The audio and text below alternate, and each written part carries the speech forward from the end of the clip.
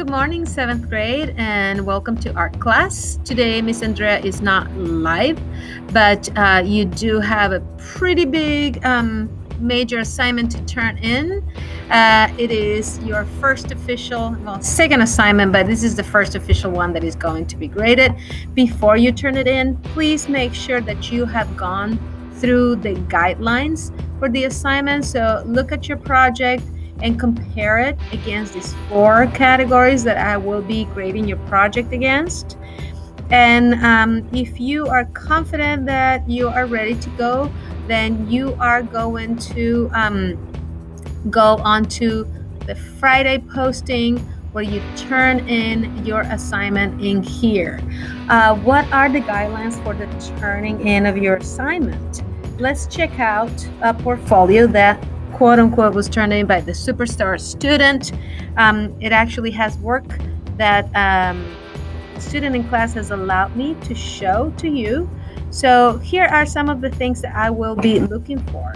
Number one, that your portfolio has been turned in the format I have asked, with the name and the title, and then that you are not only posting the images that are happening in all the work that we're doing every week, but you're also titling it. You should have probably not less than 15 slides at this point with all the work we have done. And my goal is to see your evolution, the process of creation, the different steps that you went through in order to come to the final image that you want to work with.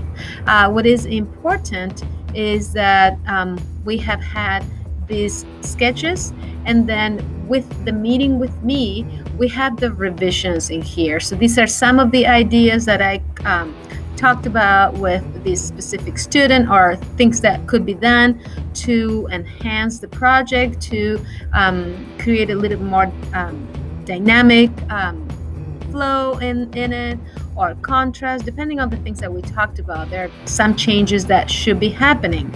And if you look at the progression of this, we can see how some of the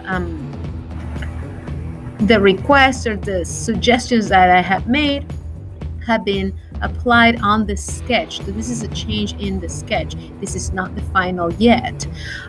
So that's what I will be looking for. If you had that meeting with me, then I want to see how did you take or not these adjustments, and if you didn't, then what's the result of your project. Finally, there are more things in there.